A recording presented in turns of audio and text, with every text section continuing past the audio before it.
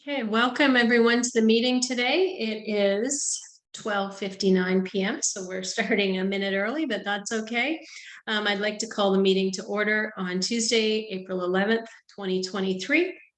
And we'll take a moment and do the land acknowledgement. And actually, first I should say that Pat Wilford sends his regrets. He is away today. And so I am taking the meeting for this afternoon. So the land acknowledgement. We respectfully acknowledge that the Township of Asphodel-Norwood is located on the Treaty 20 Mississauga territory in the traditional territory of the Mississauga and Chippewa Nations, collectively known as the Williams Treaty First Nations, which include Curve Lake, Hiawatha, Alderville, Scugog Island, Rama, Beausoleil, and Georgina Island First Nations.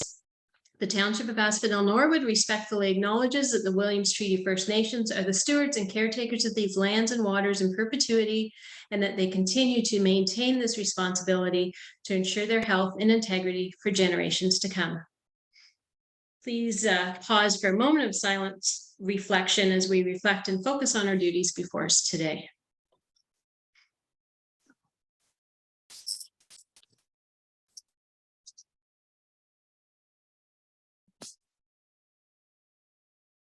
Thank you. And we'll carry on. Is there any declaration of pecuniary interest in any of the matters today or as they arise? Nothing at this time. Okay, thank you. We'll go on to the approval of the agenda. Recommendation that the Township of Asphodel-Norwood meeting agenda for April 11th, 2023 be approved as circulated and or amended. Motion by Councillor War, seconded by Councillor Hodge-Greaves. And Councillor War, is that as circulated? As circulated. Thank you. All in favor? Thank you. We just lost, oh, Councillor Walsh is back on. Thank you. And then the approval of the minutes from the council meeting of March 28th, 2023. The minutes from the regular meeting held March 28th be adopted as presented and or amended. Motion by Councillor Hodge-Greaves, seconded by Councillor War. All in favor? Oh, and sorry, Councillor Hodge-Greaves, is that as presented? As presented. Okay, thank you. All in favor? Carried. And Councillor Walsh keeps freezing up a little bit. Is there any business arising from those minutes? Okay, seeing none, we will move on to the consent agenda. So the consent agenda consists of C1 to C3, and then R1 to R6, and then the Police Services Board minutes from October 25th, 2022. We'll take a motion and a seconder, and then if anybody has wants to pull anything, we can do so at that time. So motion by Councillor War, seconded by Councillor Hodge-Greaves. And does anybody want to pull any of those items for discussion? Okay, Councillor War, go ahead. Oh, Councillor War may be frozen. Okay, Councillor War is frozen up, so we'll wait a moment. I did want to pull one thing, and it was just R6. And in the fire department update, it had mentioned that Daryl had an information session for the Lions Club on emergency services and fire prevention and that sort of thing. And I just got thinking that that might be, I'm wondering if that could be an information session or a town hall session as such for our residents. I thought it might be helpful to see what they did, how the dispatch works. Maybe the paramedics could be there and talk about that. Is your urgency and emergency? And so I just wanted to add that to the list, but I didn't know if that would be something that Daryl would be and his team would be interested in. So, and I see Daryl is there, but he may not have heard me. Yeah, I'll add it to our management team meeting next week. We're not meeting this week because of the audit. We're meeting next week. We'll chat about it and chat about the logistics. We have a small list of town hall topics that we have created, and we can add it in there. And when we get to a point to host one, we can figure out order of priority, and I'll report back. Okay, good. Thank you very much. You're welcome. And Councillor Ward, you did have your hand up and then you were frozen, so nope, you're good. Okay. So that's it for the consent agenda. We have oh, sorry, Need to Councillor Walsh, vote. go ahead. Through you, I wonder if I can make a comment on R4. Yeah, go ahead. It's regarding the report from the acting manager of community center, parks and rec. And it really is just a comment. It's nice to get some great learnings from the outdoor rink, what worked and what didn't work, so that we that group and God bless them for taking that on in a year that the weather really didn't cooperate well with them. Some great learnings that we can potentially have that group take in the next year. Secondly, just great to hear the fitness center. As of the report rating date, we're up to 166 members, which is awesome. And lastly, that apparently we have very good fries. We're number 2 in Ontario on a fry survey, so that's good to hear. Thank you, Councillor Walsh. Yes, that was a great report to see. So thank you. So we have a motion and a seconder on the floor. Is everyone in favor? Thank you, carried. And delegations today, we have none, so we'll go right into staff and committee reports with R7. Peter Deshane, Manager of Public Works and Environmental Services, on the food cycler program. And I must admit, this came back very quickly. So thank you, staff. It's great to see. Thank you. Thank you. Through you, Mayor. A little bit of background here. So at the regular council meeting held on March 14th, Jacob Hanlon from the Food Cycle Science Corporation introduced the Food Cycler pilot program to us all. The objective of the pilot program is to reduce food waste from household garbage, which in turn has an environmental benefit by reducing the release of methane gas into the atmosphere. In addition, the reduction of household garbage reduces waste going to landfill and therefore reduces collection and trucking costs on top of that. So there's a couple options, as you saw in his report, or his presentation, sorry. 2 of them are the 2.5 liter unit or the 5 liter unit. I wanted to note that there is a warranty with this product. It's a 1-year standard manufacturer's warranty that is provided on the it starts on the date of the delivery to the township. The Food Cycle Science Corporation will repair or replace any defects during the warranty period. Extended warranties may be purchased at an additional cost of $25 per unit for up to 5 years. Sorry, per unit per year for up to 5 years. This option is only available to be purchased by the township. Food Cycle Science Corporation has noted that to date, most of the issues with the machines have occurred in the first few months of operation. So based on the information from Food Cycle Science Corporation, staff do not recommend purchasing any additional warranty. So the pilot program guideline and funding, the following is a guideline for estimating the number of units to supply to residents. And given our current population, it looks like the pilot program would be best suited for 100 households. And the program is being subsidized through the Impact Canada funding program under the federal government. Costs for each unit are distributed as follows. So as you can see, the 2.5 liter unit, the cost for each resident would be $150, and the cost of the municipality would be $100 per unit. And then for the larger unit, the cost would be $300 for each resident and would stay at $100 for the municipal cost. So the recommended pilot program, as we noted above, was 100 units based on the guidelines. The exact split between the 2.5 liter and the 5 liter units can be determined through a pre-registration program. The Food Cycle Science Corporation will provide a survey link to staff, which can then be distributed and used for residents to pre-register. And we could distribute that through our township communication platforms. The Food Cycle Science Corp will also provide more details about each unit at these links. during the pre-registration. So the estimated cost to the township, if we go with 100 units and assume that there's a 50-50 split, would be approximately $12,450. Once pre-registration has been completed, there are two options for the next steps, and they are as follows. Number one, the township is invoiced for both the township's portion and the residents' portion at approximately $34,950 plus HST. And that's again, assuming there's a 50-50 split between the two sizes of units. A list of residents who have registered for the pilot program will be provided to the township. And then as the units are distributed, the township would invoice each resident either the $150 or $300, depending on the unit they selected, to recover the cost.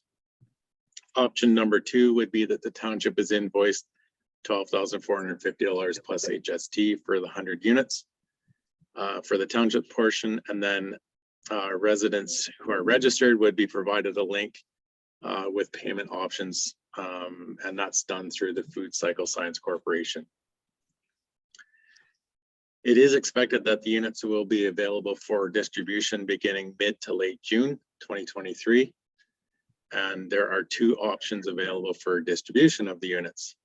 And they are as follows. Residents would come to the municipal office or another location that the units could be stored at to pick up their units at their leisure. If the payment option one is selected, residents would pay for the unit at this time as well. Option number two is for the township to host an event of some sort, and Food Cycle Science Corporation staff or representatives would be there as well. It would be a one day, we'd select the location, and residents who pre-register, well, actually we'd like to set it up so that residents can pre-register for a pickup time on that day as well, so they're not all showing up at once. And like I said, both the township and Food Cycle Science Corporation would be available there to answer any questions. And if payment option one is selected, residents would pay for their unit at that time. Or if payment option number two, they would pay in advance online.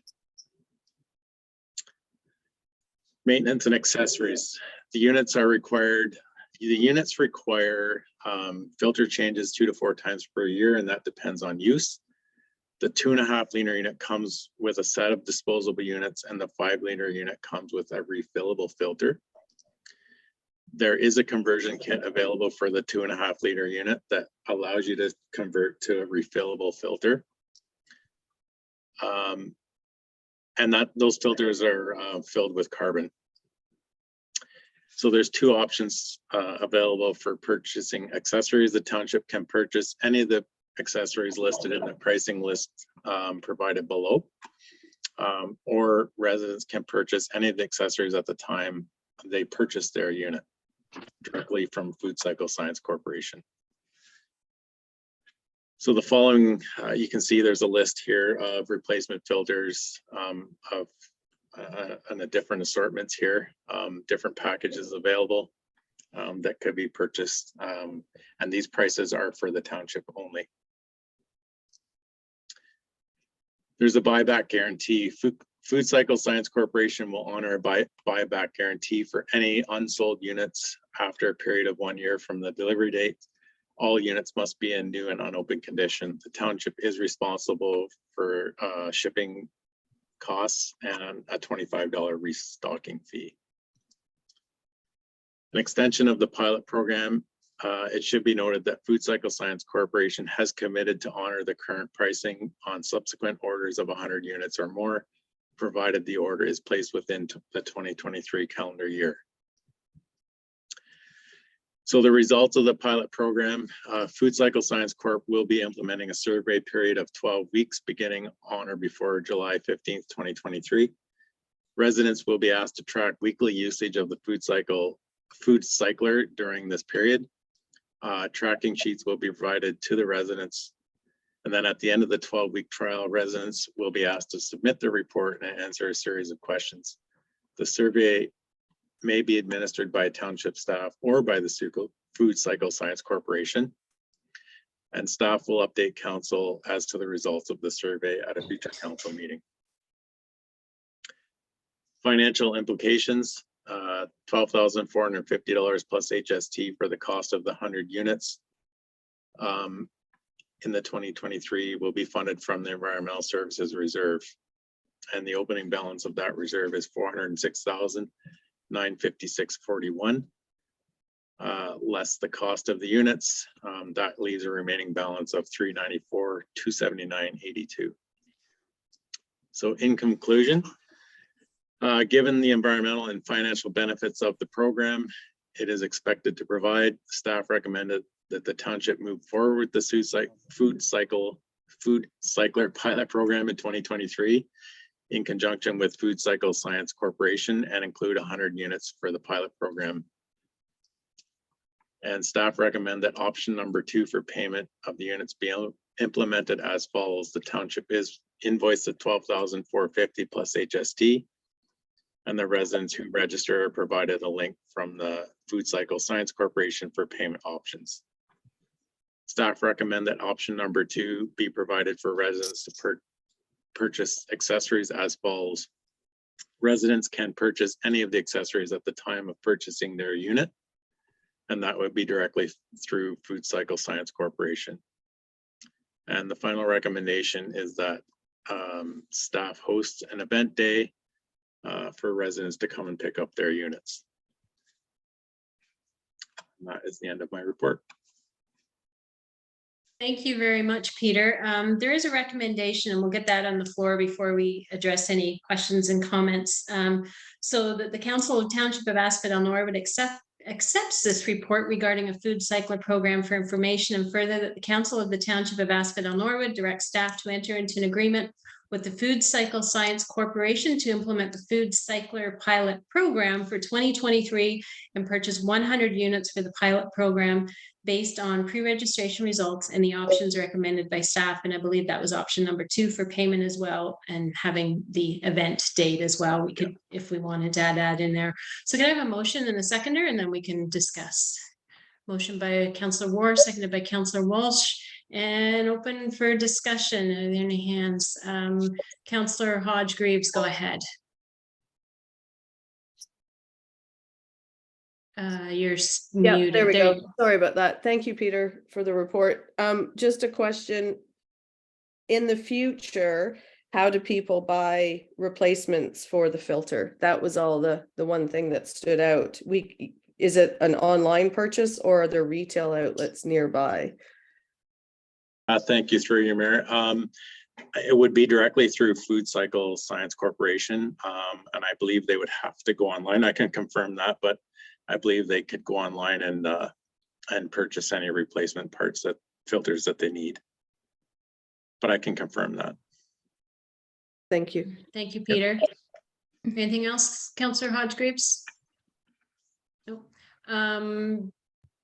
Candace, did you want to hop in for a second, and then I'll get to Councillor Ward? Yeah, I just want to clarify that while it's fresh of mind, Peter, we may just want to, and Melanie, when we push the program, once we have that piece of information, ensure that the potential purchasers or residents are aware that accessories are only available online if that does end up being the case. So when they purchase it, they're aware of that piece of information up front. So if they are not used to or familiar with or comfortable with online purchasing, they may need to know that in advance before they get a unit. Thanks. Sorry, that was it. Thank you. Councillor Ward, go ahead.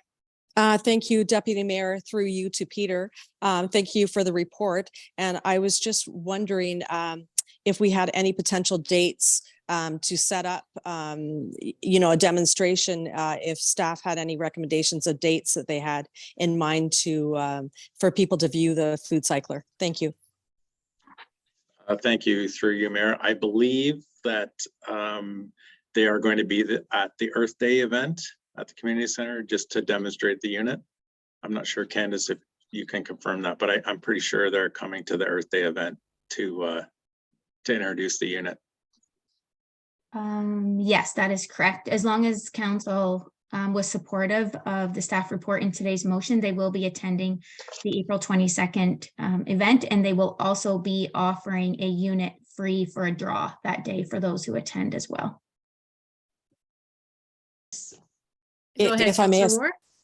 thank you. If I may, for a follow-up, I just wanted to thank staff for that quick turnaround and getting this report out, because it's remarkable. It only came to council, a few weeks ago, and thank you for that hard work. Any other questions? Go ahead, Councillor Walsh. Through you, Deputy Mayor, and again, I'm just going to echo what Councilor Moore said. Thank you very much for the quick turnaround on this. I've had lots of residents reach out, very positive response to this program. So I am excited that we're thinking about bringing it forward. And I think I answered my own question. So we would commit to buying 100 units, but if there was slow pickup, which I don't believe there will be, but we have up to a year to sell those. If not, they could actually go back. So that's kind of, I think I answered my own question already. So great that they're coming to Earth Day. That's just perfect timing as well. And I honestly don't think we'll have a problem moving 100 of these units in our township at all. It'll be really great to see the survey results back as well. Thank you. Thank you, Councillor Walsh. Are there any other questions or comments or concerns? Seeing, Councillor Hodge-Greaves, go ahead. Just following, if it's very successful, how would we expand the pilot program? I saw that Food Cycler would maintain the cost for this year, and then excuse me, would we have to be buying them in units of 100? That, just wondering how to expand it if it's very successful. Thank you, through you, Mayor. So my understanding is that they'll honor these prices in 2023 if we want to expand the program, and I believe it is for another 100 units, or we can go more. Just kind of whatever we see the need to be, we can work that out with Food Cycle Science Corporation to kind of match the needs. So we can there definitely is options to expand the program. Good. Thank you very much, Peter. I was wondering the same thing, because I think those first 100 will likely fly off the shelf. I hope they do. And so it's good to have that option. Any other questions or comments? No. None. So we do have a motion on the floor. So all in favor? And that is carried. Thank you very much. Thank you, Peter. I think you're done now. So thank you very much. Thank you. We'll go on to R8, Ed Whitmore, Chief Building Official. Oh, he is here. Okay. And on the consent application B 14922 for 1131543 Ontario Limited. Go ahead, Ed. Thank you. Okay, this is a consent application for a lot addition. So we received the consent application from Peterborough County Land Division, and we've completed a municipal appraisal form recommending the application, and we will forward that on, provided council recommends this. The application for consent B-149-22 was submitted to the County of Peterborough Land Division by Mike Heffernan on behalf of 1131543 Ontario Limited. And the effect of the application is to create a residential lot addition. And the reason for the lot addition is because the driveway of the purchaser of this lot addition cuts across the corner of this other lot. And so he needs a small triangle of land about 30 feet by the width of the property, which is 99 feet. And that will put the driveway back on his own property. The consent application is applicable to lands described as 4384 Highway 7 in the township of Asphodel-Norwood. And the purpose of the consent application is to allow a lot addition severance of a parcel of land having no frontage. It's at the rear of the lot and an area of approximately 137 0.9 square meters, or almost 1,500 square feet. It's a small triangular piece of land. And there's a diagram at the very, on the attachments, the last page of the consent application clearly indicates the triangular land. The county planning department completed a preliminary severance review and indicated that this consent appears to conform with the provincial policy statement and the Greater Golden Horseshoe Growth Plan policies, the county official plan policies, and the township official plan policies. And the review also indicated that a natural heritage evaluation review or other studies, they're not required to support this application, all due to it being a small triangular piece of land being a technical severance. The minimum distance separation calculations, they haven't been calculated because they're not applicable to any properties within the Norwood settlement area designation, and also because it's a technical severance as well. If the consent application is approved by the county, as per the attached municipal appraisal form, the township will require the severed portion to undergo a zoning amendment to rezone the lot addition from a residential 3 zone to residential 1. Another condition of the approval would be a merger agreement be entered into and registered on title to merge the severed parcel to the abutting land identified as municipal roll number 1501 0200002 07010, so that these 2 parcels would be considered as 1 parcel of land. The township staff, we have not received any negative correspondence from any of the ratepayers or neighboring properties or any agencies at the time of writing this report or even up till today. The property is located within the source water protection area, which is really irrelevant. Again, it's just for a little driveway addition. And for the strategic plan, the engage with the communities and the citizens, having an open council meeting. And the County of Peterborough Land Division, they circulate the consent application according to the Planning Act to all of the agencies, to the community, to the municipal staff. And the conclusion of this report is that the opinion of the township staff that the application meets applicable law requirements for technical severances.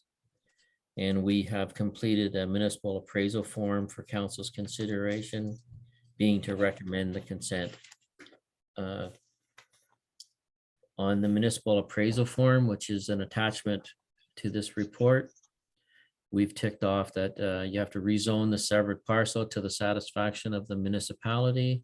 And we ticked off number 8, a merger agreement is to be entered into between the transferee, and the municipality, and merge it to that lot with the 1501 020 002 07010.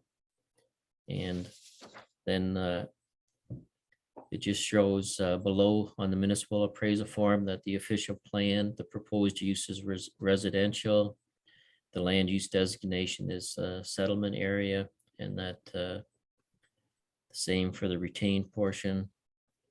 And the section 71221 allows technical severances. And for the zoning will change from the residential 3 zone to residential 1 zone. This would be brought forward at a later date to council. And same with the merger agreement, that would be brought forward at a later date to council. And if anybody has any questions, I'd be happy to answer them.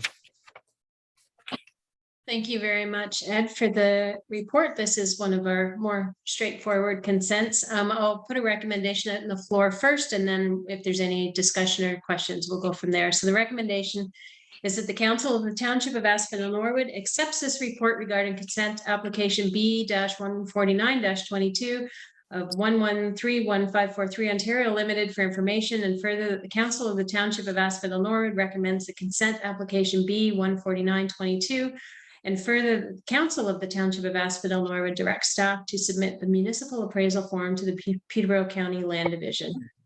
Do I have somebody to move that Counselor Walsh, seconded by Counselor War. And are there any questions or comments for Ed at this time? Go ahead, Counselor Walsh. Through you, Deputy Mayor. And just one quick question. So the rezoning will go to a residential R1 zone. Can you just clarify what that means? The existing, through you, Deputy Mayor, the existing property that this lot addition is being added to is currently zoned residential 1. And so the zone has to match that existing zone. So residential 1 zone, they're not proposing any construction or any other development at this time. But a residential 1 zone allows a single detached dwelling. It allows a semi-detached dwelling. It allows a duplex, also a second dwelling unit. Currently there's a single detached dwelling on the property now, and there's nothing been proposed as far as any new development goes. Thank you. Are there any other questions from council to Ed? Seeing none, there is a motion on the floor. All in favor? And that motion is carried. Thank you very much, Ed. Have a great day. You're very welcome. Bye. Bye. So the next item on the agenda is R9. Daryl Payne, Fire Chief, about the new burn permit portal process. Go ahead, Daryl. Through you, Deputy Mayor.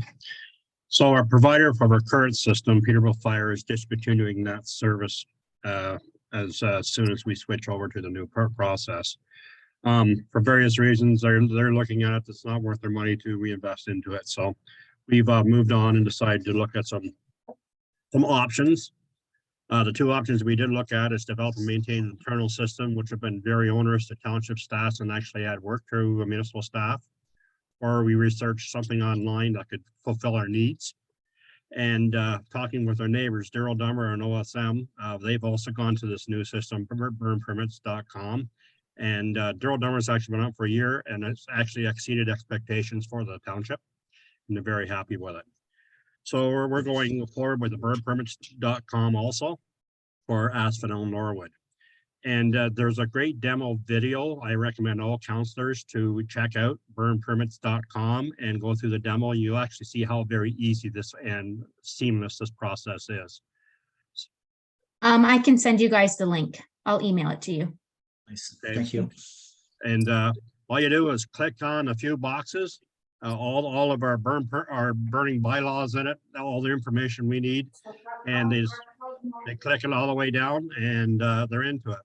The end of the year, at the end of this the process, at the end of the year, when you have to renew it, all you go is go on to your website on your portal and you push renew. That's all you have to do. For administration, it's great because it comes to my office. You could actually send me a picture of the burn pile. I could check it online, or you can go on satellite and look down on it where it's going to be. So every firefighter, we have an app called Who's Responding, and this burn permit is added to it. So if there's ever a questionable fire, the firefighters can go on and check the address and look at it also. So it's upgrading the way we do business more efficiently and up to date.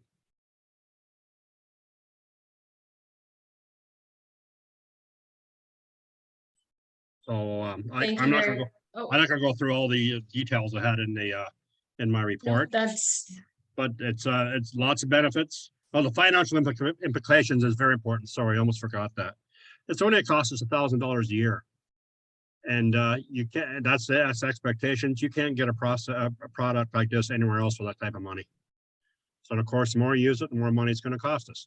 So that's what their estimate. It is $1,000 a year, and I'm looking forward to you or working with it.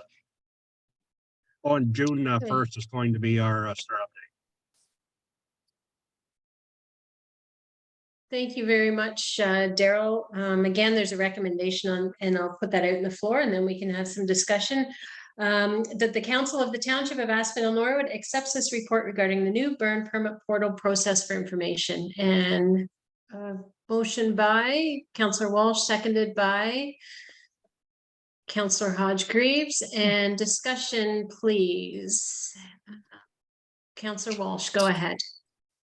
Through you, Deputy Mayor. Thank you very much, Fire Chief Payne. I guess just the one question I had, you just mentioned it costs us about $1,000 per year, we figure, to operate this new system. What does that compare to what we would have paid in the past? It's hard to justify, because a lot of the times they go to the library, the people applying, and you go to see the staff and in their time, and we never really had a cost before. It was all added into our everyday business, right? Okay. But after this new process is in, there's gonna be less work for us. It's all gonna be done digitally. So we'll be less work for township staff. I'll have to check it and check out, okay, I go ahead to burn. But other than that, I think it's gonna be a cost saving process for the township. And if I may just an add on, and it is good to hear, Fire Chief Payne, that we got some neighboring fire departments that have already used it and are very happy with it. So it's like we're starting out on our own with this. We've got some good feedback from 2 neighboring municipalities, which is great. Thank you, Councillor Walsh. Any other questions or comments? Candace, go ahead. Just wanted to circle back to comments that the fire chief had made in regards to impact to the residents. So traditionally, residents would either pop in or they would call staff over the phone in order to get a permit. Those that are uncomfortable with online in this new digitalized process will still be able to continue to do that. So we will, if someone calls in, we will have an administration login. So if someone calls in and they're just not familiar, or they don't have internet, or they don't have a cell phone, those types of things, they just continue to call into the municipal office. The staff here will log on to our admin account and enter it for them, just like we do now. So I do foresee there still being a certain percentage of our current permit clientele, and we do approximately a couple hundred permits a year. So I do foresee there will be a percentage of people that still take benefit in that being offered. But then there's also going to be the percentage that will just quickly be able to pull out their cell phone and hit renew and it's done. So yeah. I just wanted to confirm that it's not go to this new system and have internet or cell phone or not be able to participate. We'll still be able to move forward with the same process. Thank you very much, Candace. Councillor Hodge-Greaves, I believe you had your hand up as well. Yeah, thank you. Through you, Deputy Mayor. I guess it's a comment perhaps to CAO White. I read that it's for PayPal as the online payment form is PayPal only. And then if people were not with PayPal, is there the option that they can pay at the municipal office? Did I read that correctly? Yes, that is correct. They'll be able to continue to pay here as well, or at the library. Thank you. Thank you for that. Any other questions? Nope. Yeah, so thank you, Daryl. Just a comment. It's nice to see that renewal. I know we often get caught around Christmas. We may do a brush burn and come January, our permit isn't legal any longer. So we generally have to wait a few days. So glad to see that, and that other municipalities have had success with this. And I think it's going to be a great asset to your department. So thank you for the presentation. We do have a motion on the floor, and all in favor at this time. Thank you very much. That is carried. Thank you very much, Daryl. Appreciate the presentation. Thank you. Take care. Next, we are on to R10. Candace White, CAO Clerk Treasurer, on the management action list. Go ahead, Candace. Thank you, Deputy Mayor. So you have in front of you the action list. You'll see that if you compare it to our last council meeting's action list that was included in the agenda, there has been some things bumped around. So things are a little heavier on the 25th of April. Then we're heading into May 9th. So the 25th of April is slated to be held in person in the Millennium Room. May 9th will go back to virtual. I don't foresee anything on here that you guys haven't seen before, to be honest with you. I'll take any questions from you, but everything that's coming up on the 25th has been, there's nothing been added here that just been shuffled. There's been nothing new added that you're going to receive a staff report on that you haven't already seen or been prepared for. But of course, we'll definitely take any questions. Thank you. Go ahead, Councillor Hodge-Greaves, questions? A comment, I don't think I see it, but at a previous meeting, we talked about the Pride Crosswalk becoming a Pride initiative for next year's budget, and I don't think I see it listed in this action list. Is it supposed to be added? I guess that's my question. It's on an internal document right now. It's slated for, it's in our budget discussions document. I can move it over here and it just won't have a date assigned to it because it'll come forward in budget negotiations when we start delivering those reports to council in August or September. So it's got, when something gets deferred to a subsequent year's budget, it moves to the budget file or folder for those discussions. But I can add it back to the list under future and just say Pride Crosswalk / budget deliberations. Because it's been, I guess, redirected to that process. I think, yes, I would prefer that just so that, yes, I would prefer that so that we are, because we did discuss it and as the budget deliberations isn't as public, but that was more of a public request. I would be more comfortable with it just on the future list, if that's okay. Yeah, and all of the draft departmental reports that come forward in regards to budget deliberations, they're all public and happen in a council meeting as well. So we bring them back per department. So it'll be part of transportations. The first draft budget that you see is just for information only, and it discusses all of the deliberations and talks. So it is, all of the budget stuff is I would consider it public, but I can, as I say, it's an easy add. That's no problem. Thank you. Thank you, Candace. Are there any other questions at this time? Seeing none, and I don't believe we have to do a, do we receive this, Candace, or? Your motion for information. Okay. Okay, so can I have a motion to receive the management action list? Motion by Councillor Hodge-Greaves, seconded by Councillor War. All in favor? And that is carried. Thank you very much. Moving right along to correspondence for action. So we have two of these. So C4 is in your package. The first Norwood Sparks and Embers Girl Unit, the Girl Guides of Canada, request for relief of the facility rental fees at the town hall. And I reached out to Candace, and that cost would be $288. And if anybody was wondering, I just wanted to confirm that in our fees bylaw. And request to either receive or support, and if there's any comments, and then we can go from there. Councillor Walsh, go ahead. I would pass a motion to receive and support. It does meet within our policy. I believe, I know this request fund has been popular so far in 2023, but I certainly believe we do have budget remaining there. And this certainly fits within that. So as I said, I'll put a motion on the floor to receive and support. Thank you. Do we have anybody to second that? Councillor Hodge-Greaves. And any other questions or comments for staff? Go ahead, Councillor War. Yes, thank you. Through you, Deputy Mayor. I was just wondering how much is left in that donation budget line, if we could know, but I certainly do support this. Thanks. And do you know off the top of your head, Candace, or will you bring that back to us next council meeting? Because it has been a very popular list so far this year. Yeah, it has been. Don't 100% quote me, and I can bring it back, but I'm thinking around the $1,200 to $1,500 mark is what I'm thinking. Yeah, thank you. Yeah, if you could just confirm that at next meeting, that would be good, because it's only April. Usually we have money left, so it's. Well, I think what I'll do is I'll throw on the action list just for the consent agenda, just a recap of the first quarter. And just as this is where you started with your budget, these are all the requests you approved, and this is where you're at, because I don't think you're going to make it to the end of the year.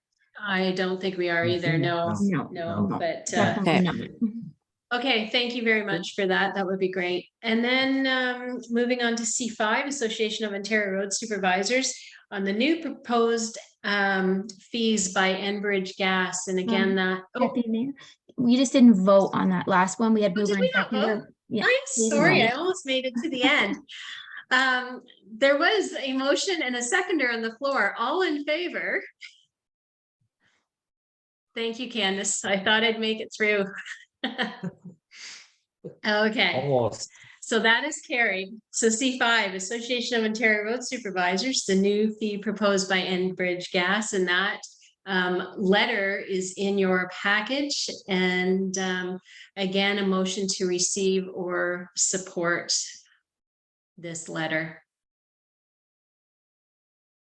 Do you want me to? speak? Hands, oh. If you want anything from Councillor me, just let me Hodge-Reeves, know. go ahead. Well, I could, sorry, could, through you, Deputy Mayor, could Candace perhaps expand on how this potentially impacts our township? Because the numbers, Absolutely.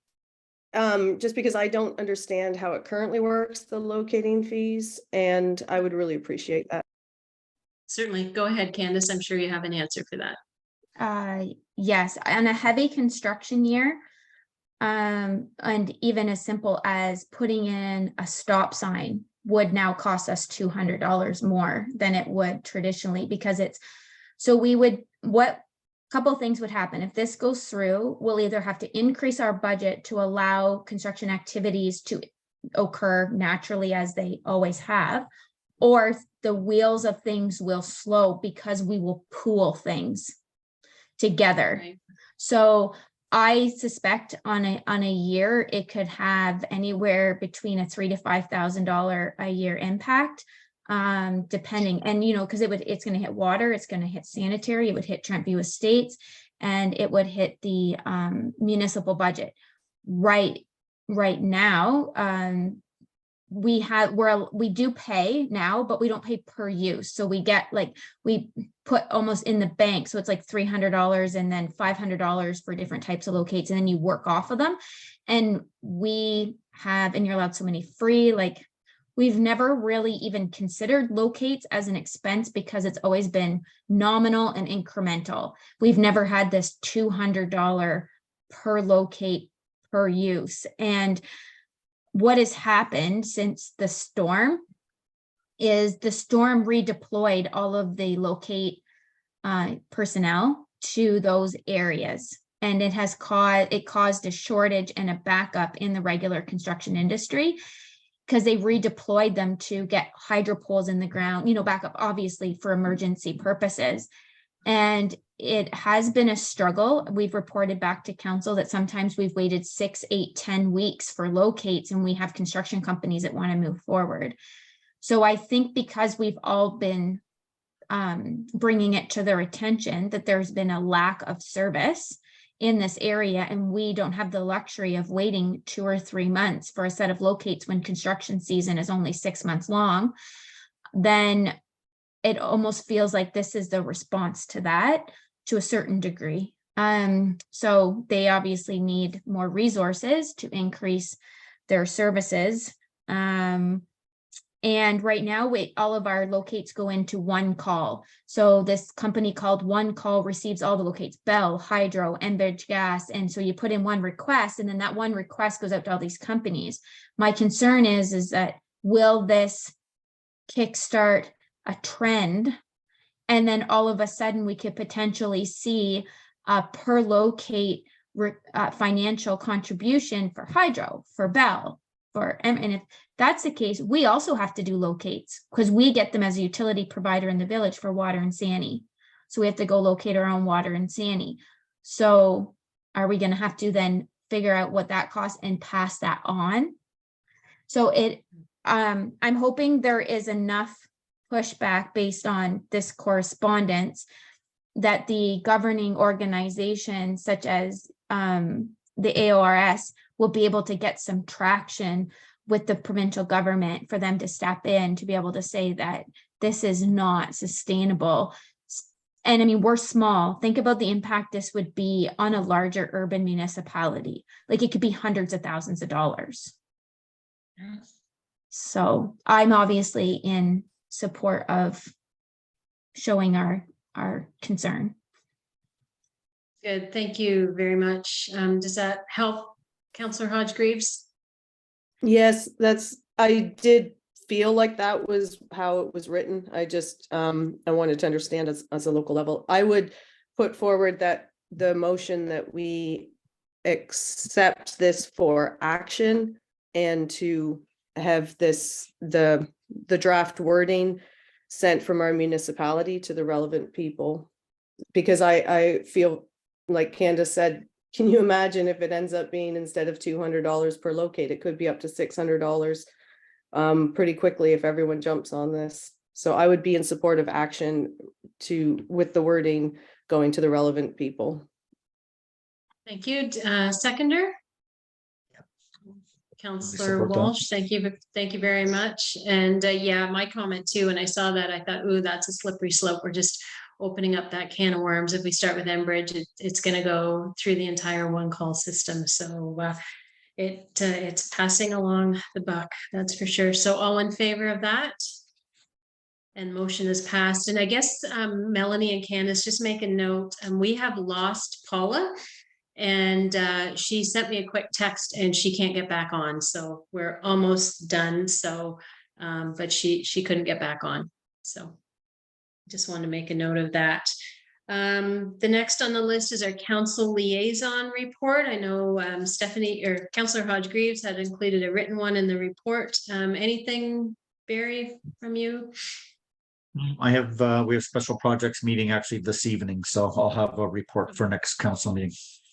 Okay, thank you. And I don't have anything from county. I was unable to make the meeting last week, and I'm filling in for Pat at a trails meeting tonight. So I'll have something for the trails meeting as well. So CAO clerk treasurer list, go ahead, Candace. Thank you. So the mayor and I and our police services board members attended a joint Police Services Board member meeting on April 3rd. So as council can remember, the province is headed towards these joint police services boards. We have one board per region. So they decided to have a meeting, as Lisa Darling, our previous inspector of the Peterborough County OPP, is now the head of the police association. So she it was a hybrid meeting, so she was in person and absolutely some people attended in person and some of us zoomed in, and it was a great conversation. Definitely some, I would say, interesting, I wouldn't use the word tough conversations, but complex decisions coming forward.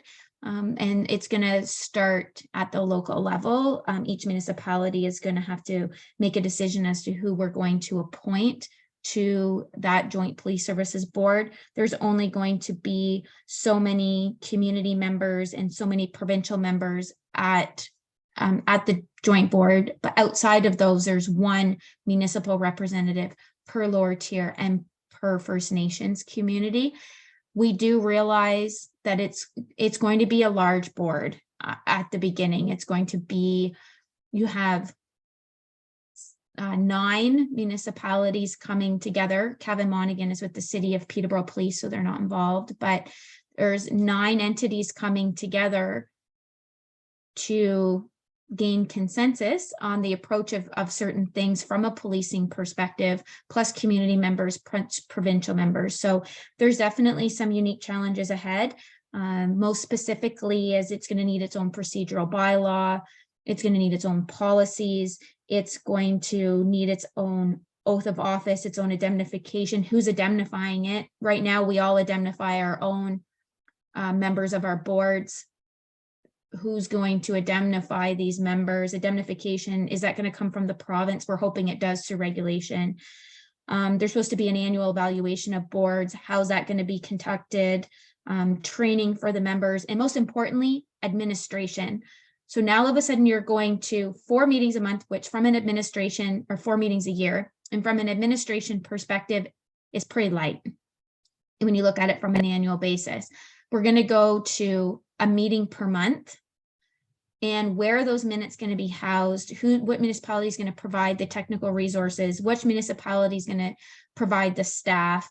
And there was chatter about the municipalities joint funding a position for it, because the concern is, from the OPP perspective, is what happens if there is a matter that comes forward that doesn't have consensus across all the municipalities as support of an initiative, then that the person that represents a municipality and is the administrator for that board is going to have a very difficult time being non-biased when representing 9 entities, but works for a municipality. And then there was chatter about that rotating, each year a municipality gives a staff person, but then there's no continuity, there's no, historical knowledge given, we're just basically handing it off between. So yeah, there's lots coming down the pipe. The regulations still aren't out. So essentially we are all sitting tight. That is why there's no staff report coming forward right now, because there's no point in putting time into putting recommendations forward, and then the regs come out and they provide the direction or solve some of the issues for us. So as soon as the regulations come out, there'll be another meeting. The CIOs will probably sit and go through it all, and then we'll figure out and make recommendations back out to our counselors.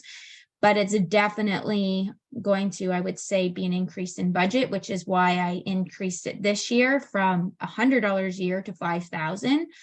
And I suspect that $5,000 isn't going to do it once the board is joint.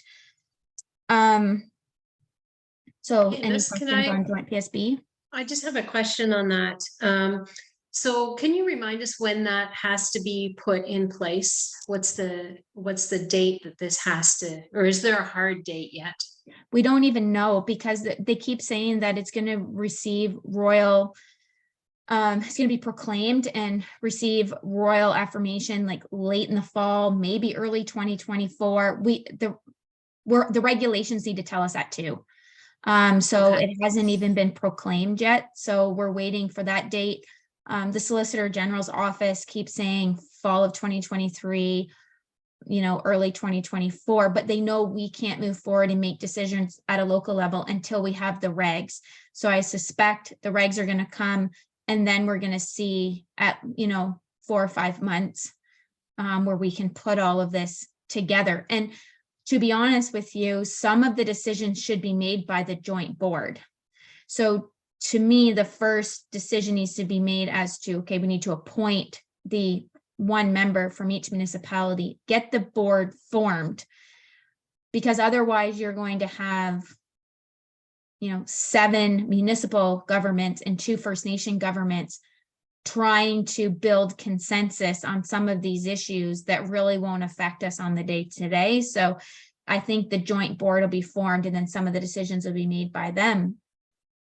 But we need to know the answers to feed the 2024 budget. And everyone has a slightly different budget process. So regulations is first and foremost. And once I have more information, we'll get a staff report forward. And once we kind of have a CIO meeting to know where everyone is headed, because we'd like to have some sort of consistency, since it is a joint board, we all are kind of approaching this. So we can decide, is it going to be the mayor or a member of council that's going to be the board member that's appointed? I suspect that's probably going to be the case at the beginning when the board is first joined together, because then you have a member of the council who kind of understands what the community wants or needs, or what the council supports, speaking at the table. Then there's some that are going to put a staff member on it. But at this point, it doesn't look like anyone's going to put a community member on it as the representative at this point in time, because there's outside of who the council appoints, there's going to be a municipal community reps and provincial reps already. Okay. So it's just where they're coming from, which municipality. Okay. So it's going to be a little messy at the start, as you can imagine, but we'll get through it. We've been through worse. Okay. Thank you. I find it interesting how, trying to make things better and more efficient, yet it's going to create somewhat havoc and create a lot more expenses for smaller municipalities. I just find it somewhat mind-boggling by times, but here we Well, go. and I agree, but Peterborough County OPP right now go to 32 meetings a year, and now they're gonna have to go to 12. Right. So, That I get. Yes, So- absolutely. you know, for me, that would feed into the OPP contract budget amount. Yeah. When that rolls around for renewal, that would be part of that discussion. Right. Okay, thank you. Carry on. The construction project that's gonna take place from Victoria Street right around to Highway 7, like in behind the businesses, like in behind the Royal Bank drugstore. It is, the individuals are going to be receiving their notice of construction. We've obviously been talking to them over the course of the last year, but we got to give them an official written notice either later this afternoon or early tomorrow morning, because Bain Construction has advised they would like to mobilize to site late next week. So that construction is going to start. Street sweeping, the residents are starting to ask. Yes, it has been ordered. We're always on the list. Soon as the snow melts, of course, all the gravel is left behind, and it was a bit of there's a lot of sand on the roads this year. So it has been ordered. As we have a better idea of when the sweeper is going to land in the township, we'll put something out on social media. The April 28th that we had scheduled as just the morning was, anyway, the afternoon doesn't work for all of the managers. So we're going to have to move to a May date. So I have asked the mayor to advise what other days of the week would work for him outside of a Friday, to see if that is a bit, opens up some availability in May. So once I have that from him, I will send out to the rest of council, and we'll get another date firmed up. The banners in the village are slated to go up on the week of the 17th of April, assuming that our arms are in. So every year we lose some of the black rod arms that the banners slide on. They tend to be a recreational activity to swing off of them, and they get broken because you can, if you jump off the street, you can reach them if you wish to swing, and that is, we lose quite a few each year. So as long as they're in and installed, that's when they'll be up. I am happy to report that the supervisor of operations for Public Works has signed. They've signed their employment offer as of yesterday. And I will send an email out to all of you as to who that is. They are joining the team May 1st. They've asked for me not to publicly state it today, as they're giving notice to their current employer today. So I don't really think we need to be in front of that. But I'll send you out an email, and then I'll put it out in a staff report on the 25th of April, but just so you know who it is in advance of that. The auditors are here, and part of the discussion has been bringing the cemetery board financials in-house, similar to the library board. So the library board has its own budget. The CEO librarian is in control of all of the expenses and the revenue coming in, but it gets dropped off at the municipal office. So all the deposits run through our bank accounts, all the expenses get paid by a township check, all the payroll and stuff, everything runs through here. So from an auditing perspective, it costs us $1,000 a year for the library audit, which is going up in 2023, but the cemetery board audit costs the township $4,000 in 2022 in comparison, because it doesn't run through the township coffers. So they don't have access to anything electronically. Right now I can pull up the library board. It's its own company in our system, print off all the reports and do it up. So there has been chatter with the auditors this morning as to if it's possible for the township to move the cemetery board into the township, and I'm in agreement to that. So we will be taking a look at that. Emma dropped off the books this morning.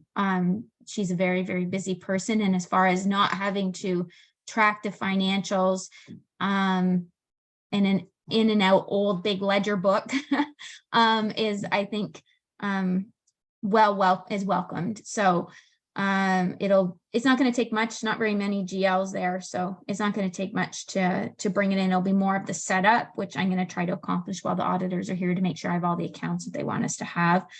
And then I'll talk to Emma as to a start date as to when we're going to make the full transition so she can report back to the board.